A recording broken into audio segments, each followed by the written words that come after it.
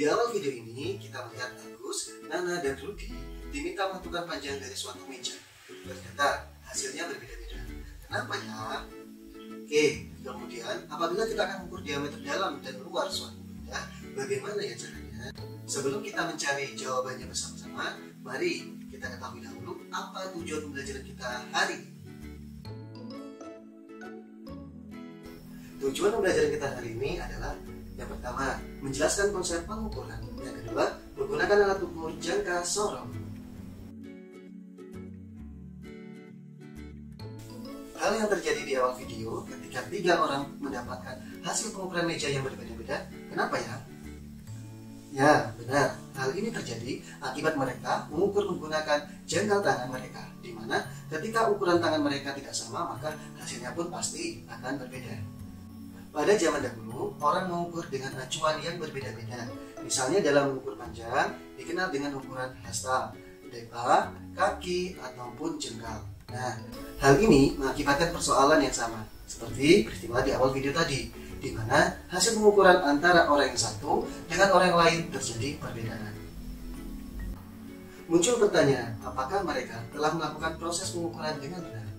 Kemudian, bagaimanakah caranya agar kendala perbedaan ukuran tersebut dapat teratasi? Harus kita pahami terlebih dahulu definisi dari pengukuran, agar kita dapat menjawab pertanyaan tersebut. Pengukuran dapat diartikan atau didefinisikan sebagai kegiatan membandingkan suatu besaran yang diukur dengan alat ukur yang digunakan sebagai satuan baku. Dalam melakukan pengukuran, mengapa harus dipergunakan suatu satuan ukur yang baku? Hal ini dilakukan untuk memudahkan dan meningkatkan ketepatan dalam pengukuran, sehingga bila pengukuran oleh orang yang berbeda pada waktu yang berbeda di seluruh dunia didapatkan hasil yang sama dan seragam. Misalnya, yakni ketika kita mengukur sebuah meja, maka seharusnya kita menggunakan alat ukur yang telah terstandarisasi. Dalam hal ini, misalnya, kita menggunakan meteran. Ketika hasil pengukuran tersebut menunjukkan panjang meja 2 meter, maka dapat diartikan 2 merupakan nilai dari besaran, dan meter adalah satuannya. Dalam hal ini, meter adalah satuan dari besaran panjang. Besaran panjang dapat diukur menggunakan berbagai alat, misalnya saja garis, meteran, jangka sorong, dan mikrometer stroke, di mana setiap alat ukur tersebut memiliki kekhususan masing-masing dalam mengukur objek yang akan diukur. Hal ini karena masing-masing alat ukur tersebut memiliki akurasi dan ketelitian yang berbeda. Apabila kita ingin mengukur diameter dalam ataupun diameter luar suatu benda, misalnya seperti cincin, baut, ataupun pipa, maka kita menggunakan apa ya? Nah, pada kesempatan kali ini kita akan berfokus pada alat ukur panjang, yakni jangka sorong. Jangka sorong merupakan alat ukur besaran panjang yang dapat digunakan untuk mengukur diameter dalam, diameter luar, ataupun kedalaman dari suatu benda. Jangka sorong sendiri ditemukan oleh seorang matematika Prancis pada tahun 1631, yakni Pierre Vernier. Oleh karena itu, jangka sorong juga dikenal dengan nama Vernier Caliper. Jangka sorong memiliki ketelitian yang lebih baik dibandingkan dengan penggaris yang hanya 1 cm, di mana ketelitian jangka sorong adalah 0,1 mm atau 0,01 cm.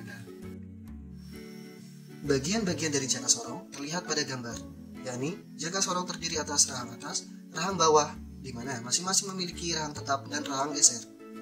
Rahang atas digunakan untuk mengukur diameter dalam suatu benda, sedangkan rahang bawah digunakan untuk mengukur diameter luar dari suatu objek atau benda. Kemudian bagian selanjutnya adalah baut pengunci yang digunakan untuk mengunci ketika kita telah selesai melakukan pengukuran, sehingga hasil pengukuran tidak akan berubah. Bagian berikutnya adalah tangkai ukur kedalaman, digunakan untuk mengukur kedalaman suatu benda yang akan kita ukur.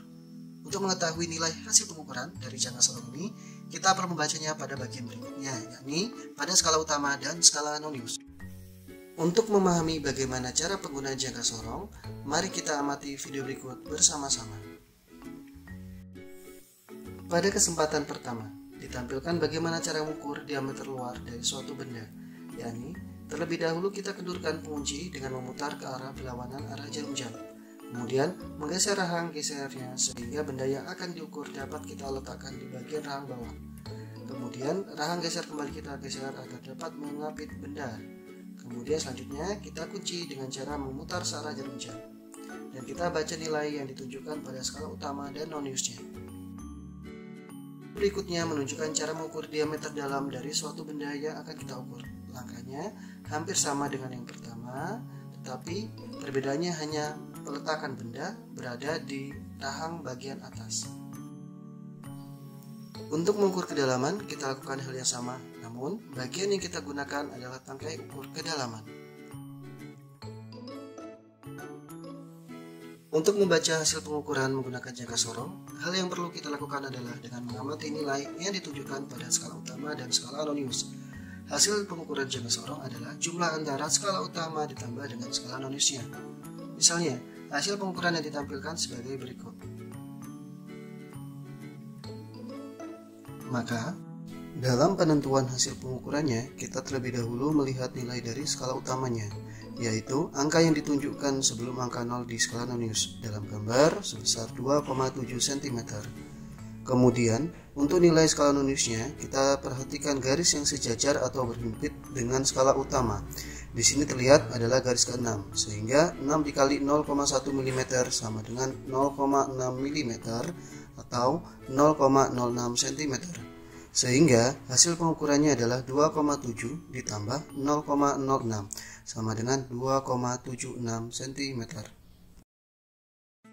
Setelah kita melakukan kegiatan pembelajaran pada kali ini, kesimpulan apa yang kita dapatkan? Ayo, oke, membantu ya. Yang pertama, pengukuran dapat diartikan sebagai kegiatan membandingkan suatu besaran yang diukur dengan alat ukur yang digunakan sebagai satuan baku.